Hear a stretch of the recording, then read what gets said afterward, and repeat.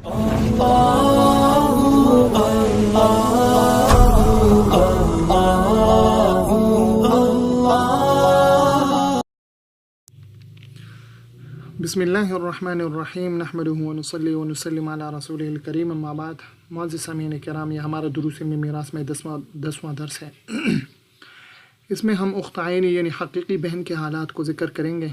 इससे पहले दुरूस में हमने ये बात की थी कि वरसा हमारे पास तीन किस्म के हैं, एक ज़वील फ़ुरूज़, दूसरा असबात, तीसरा ज़वील अरहाम। फिर ज़वील फ़ुरूज़ के बारे में हमने बात शुरू की थी। ज़वील फ़ुरूज़ उन वरसा को कहते हैं जिनके हिस्से मुतय्यन हैं कुरान, सुन्नत और इजमा से, और उनकी तादाद कुल 12 है। और उनकी तरतीब तालीमी अब, जद्द सही, अख खैफ़ी, उख्त खैफ़ी, ज़ौज, ज़ौजा, बिन्त, बिन्तुल इब्न, उख्त आइनी, उख्त अल्ली, जद्दा सहीहा। और इनमें से अब, जद्द सही, अख खैफ़ी, उख्त खैफ़ी, ज़ौज, ज़ौजा, बिन्त, बिन्तुल इब्न, इनके हालात अल्हम्दुलिल्लाह पिछले दुरूस में ज़िक्र किए गए हैं।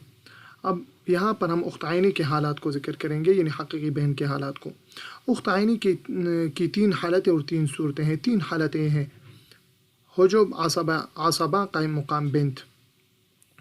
हम हुजुब का लफ्ज़ इस्तेमाल करते हैं, ये बस आम ज़ुबान में ऐसा इस्तेमाल होता है। असल में यह लफ्ज़ हजब है, लेकिन चूँकि आम लोग इसको इस तरह इस्तेमाल करते हैं, लिहाजा हमारी ज़ुबान पर भी ऐसे ही जारी हुआ है।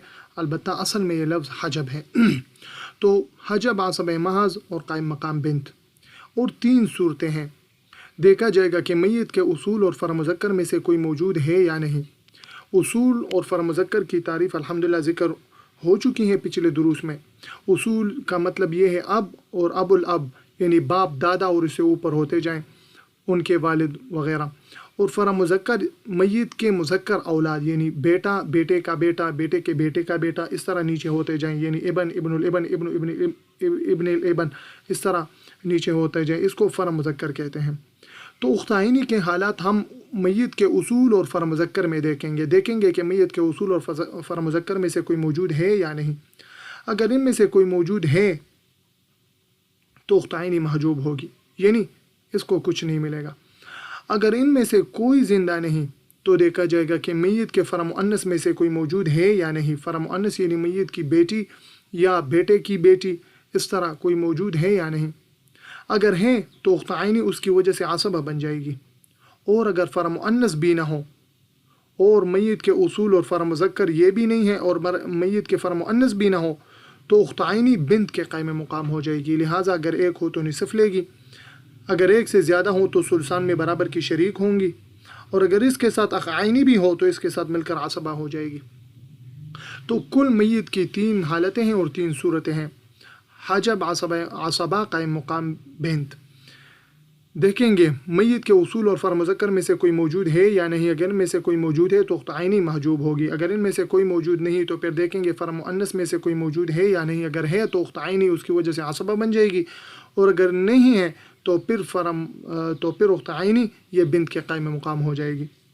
लिहाजा एक हो तो बिन्त के वही तीन हालतें और सूरतें यहाँ पर भी होंगी जो वहाँ पर थी। लिहाजा अगर एक हो तो निसफ़ लेगी, एक से ज़्यादा हो तो सुल्सान में बराबर की शरीक होंगे, और अगर इसके साथ अख आइनी भी हो तो इसके साथ मिलकर आसबा हो जाएगी। यही तीन हालतें अगर आप देखें तो इससे पहले के दर्स में हमने बिन्तुल इब्न के हालात में ज़िक्र किया है। वहाँ पर सिर्फ़ एक हालत की ज़्यादती है, सुदुस, और बाकी तीन हालतें इसी तरतीब से वहाँ पर भी है। सुदुस, हुजुब, आसबा, कायम मुकाम, बिन्त, ये बिन्तुल इब्न के हालात हैं। और उख्त आइनी के हालात सुदुस के अलावा हुजुब, आसबा, कायम मुकाम, बिन्त, यही तीन है। लिहाजा इनको इसी तरतीब से याद किया जाए तो फिर इंशाल्लाह कोई मुश्किल इसमें नहीं होगी। ये देखिए जी, उख्त आइनी का नक्शा है हालात का। मैयत के उसूल फ़र्म मुज़क्कर में से कोई मौजूद हो तो महजूब होगी। सबसे पहले मसला में हम ये तलाश करेंगे कि उसूल और फ़र्म मुज़क्कर में से कोई मौजूद है या नहीं। अगर मौजूद हो तो ये महजूब होगी, वहाँ पर मीम खींच लेंगे। और अगर मौजूद ना हो तो फिर दो सूरतें होंगी, फ़र्म मुअन्नस होगी या नहीं होगी। अगर उसूल और फ़र्म मुज़क्कर में से कोई मौजूद नहीं और फ़र्म मुअन्नस हो तो फिर उख्त आइनी ये आसबा बन जाएगी उसके साथ। और अगर फ़र्म मुअन्नस भी ना हो तो फिर ये कायम मुकाम बिन्त हो जाएगी। और कायम मुकाम बिन्त की वही तीन सूरतें हैं जो बिन्त के हालात में ज़िक्र की गई हैं। لہٰذا وہاں پر بنت کی صورتیں اگر یاد ہو گئی ہوں تو یہاں پر پھر کوئی مسئلہ یہاں پر نہیں ہوگا۔ یہ دیکھیں ہم نے مشق میں امثلہ ذکر کی ہیں تاکہ آسانی کے لیے یہ مشق ذہن نشین ہو جائیں۔ ہم نے بعض امثلہ بھی یہاں پر حل کی ہیں تاکہ آسانی ہو۔ یہ دیکھیں جی،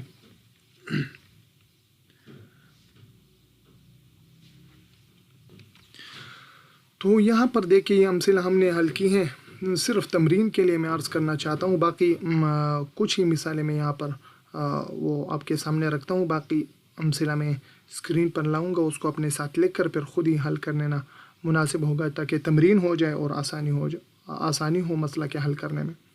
یہاں پر دیکھیں اخت عینی کے حالات ہم میت کے اصول اور فر مذکر میں دیکھیں گے کہ میت کے اصول اور فر مذکر میں سے کوئی موجود ہے یا نہیں۔ یہ پہلی والی صورت، اگر میت کے اصول اور فر مذکر میں سے کوئی ہے تو یہ محجوب ہوگی۔ ہم نے دیکھا کہ یہاں پر میت کے اصول میں سے اب موجود ہے، لہٰذا یہ محجوب ہوگی۔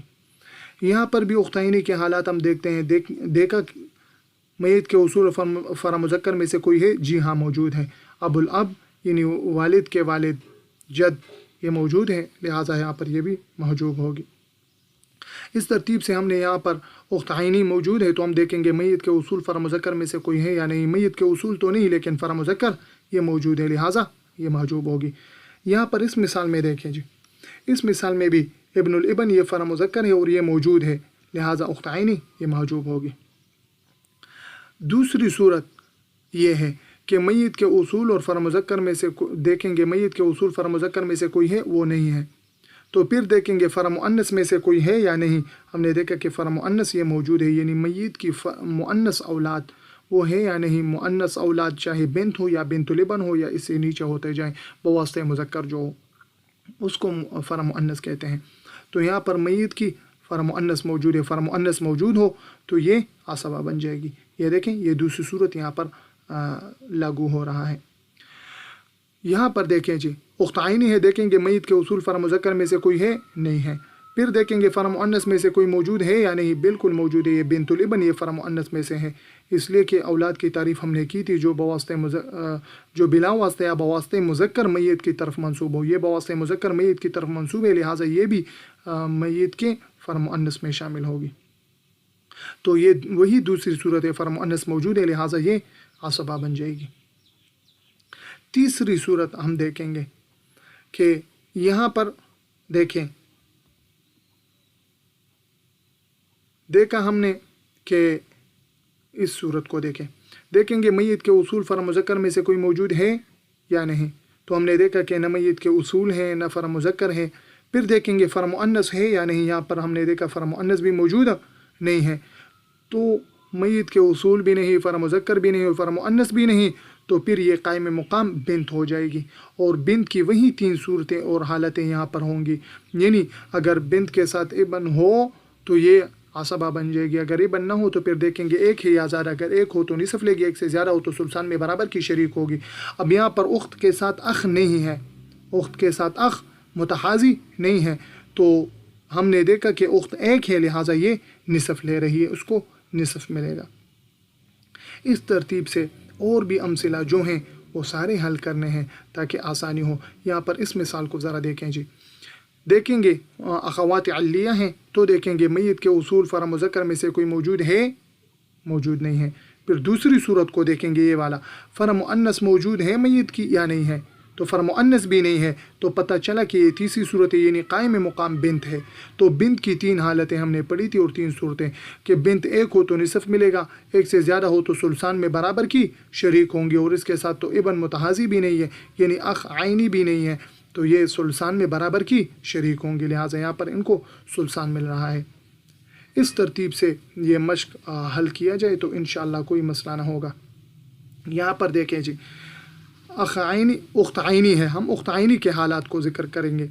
اخت عینی کے حالات کن میں تلاش کریں گے، تو دیکھیں گے میت کے اصول اور فر مذکر میں سے کوئی موجود ہے یا نہیں، تو میت کے اصول یہاں پر موجود نہیں ہیں، اور ہم نے دیکھا کہ فر مؤنث تو موجود ہے لیکن موانع ارث میں سے ایک معنی یہاں پر موجود ہے، اور موانع ارث میں سے کوئی ایک معنی بھی موجود ہو جائے تو پھر وہ کالعدم شمار ہوگا۔ پچھلے دروس میں ہم نے اس بات کی کافی وضاحت کی ہے کہ رق، قتل اور اختلاف دین یہ تینوں موانع ارث ہیں۔ اگر وہ غلام ہو، وہ شخص غلام ہو تو وہ وارث نہیں ہو سکتا، اگر وہ قاتل ہو اس میت کا تو بھی وہ وارث نہیں ہو سکتا، اور اگر یہ شخص دین اس کا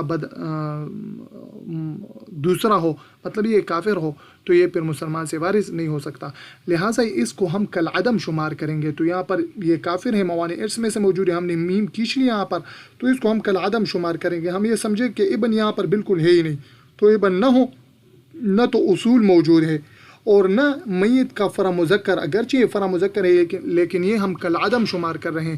میت کا فرع مؤنث بھی موجود، فرع مذکر بھی موجود نہیں ہے، تو پھر یہ دیکھیں گے کہ میت کا فرع مؤنث موجود ہے یا نہیں۔